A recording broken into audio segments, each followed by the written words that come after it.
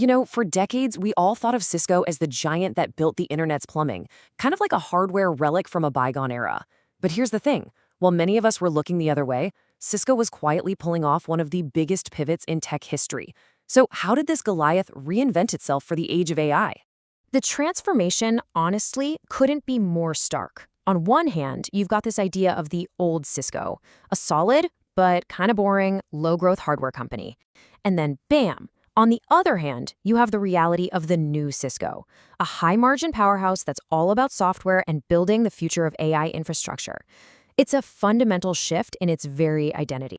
So that's the big question, right? How on earth did they pull this off? I mean, how does a company of this size, with this much legacy, completely retool its engine for a new technological revolution? Well, it all comes down to a fascinating story of two incredibly bold strategic bets. Look, Cisco's comeback, it wasn't about tweaking a few things here and there. No. It was all driven by two massive, truly game-changing strategic moves that redefined the company from the silicon on up. First up, they made this absolutely colossal $28 billion bet on a company called Splunk. And second, they developed a brand new purpose-built computer chip called Silicon One. Just remember those two things. They're the foundation for everything we're about to talk about. Okay, so the easiest way to wrap your head around this whole strategy is to think of it as the muscle and the brains. The new chip, that's the raw power, the muscle, to handle the insane data demands of AI. And the software, powered by that big acquisition, that provides the intelligence, the brains. All right, let's talk about the muscle first. The Silicon One P200 chip. This thing is an absolute beast. It's a 51.2 terabit per second chip built specifically for the kind of massive networks that AI needs. It's basically Cisco's big bet that the future of AI networking is Ethernet, and this chip has a secret weapon to make that happen, something called deep buffers. So what in the world are deep buffers? Okay, picture this. You're training a huge AI model. It creates these sudden, intense bursts of network traffic. Most switches just can't handle it, and they start dropping data packets. That is an absolute disaster for AI training. It forces these incredibly expensive GPUs to just stop and restart.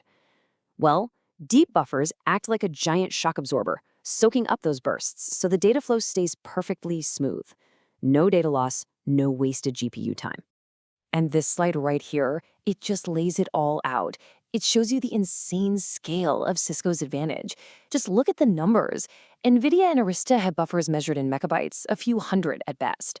Cisco's P200 has 16 gigabytes. It's not just a little better, it's in a completely different universe. This is an architectural choice that completely changes the game for large-scale AI. So, okay, if the Silicon One chip is the muscle, what about the brains?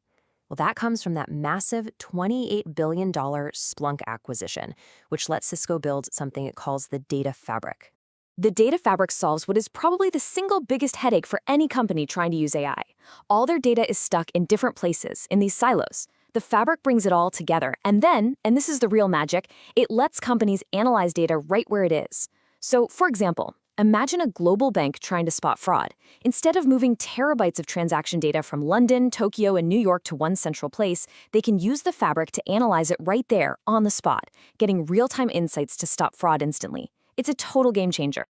So when you put this two-pronged strategy together, the muscle and the brains, it puts Cisco right in the middle of a massive battle for the future of the data center. And we're talking a real clash of titans here. And let's be super clear about this. Cisco is not the undisputed king of this ring, not by a long shot. In the really crucial high-speed data center market, this chart shows that its rival, Arista Networks, has actually jumped out ahead, grabbing about 43% of the market. This sets up a really fascinating strategic showdown. And what's so interesting is that their strategies could not be more different. Cisco is betting the farm on vertical integration with its own custom silicon, going for maximum performance. Arista, on the other hand, is all about software agility. It uses off-the-shelf chips from Broadcom and pours all its energy into its super lean and efficient operating system. It's a classic battle of philosophies. Okay, a cool strategy is one thing, but is it actually working? To see if this whole pivot is for real, you've got to follow the money. The ultimate proof is always in the financial performance. All right, this slide right here, This might be the single most important chart to understand the new Cisco. Seriously, for the very first time, more than half of its revenue, 54% to be exact, is coming from stable, predictable, recurring software subscriptions. The old way of selling hardware and these big, lumpy deals, that's not what drives the business anymore. And the sheer scale of this new engine is just staggering. We're talking an annualized recurring revenue that's now over $31 billion. That is a massive, predictable foundation for the whole company. And you can see the hunger for this new model is just picking up steam. The backlog for future product orders, what they call remaining performance obligations, or RPO, is up a really strong 10% year over year. And all of that comes together in a future revenue backlog of nearly $43 billion. Think about that. That gives them this incredible financial stability, and it's all being fueled by customers lining up for the exact AI hardware and software we've just been talking about. So, with financials like that, you'd think they're in an impenetrable fortress, right? Well, every fortress has a potential weak spot. And for Cisco, that vulnerability isn't a competitor. It's a huge legal battle with potentially company-altering consequences.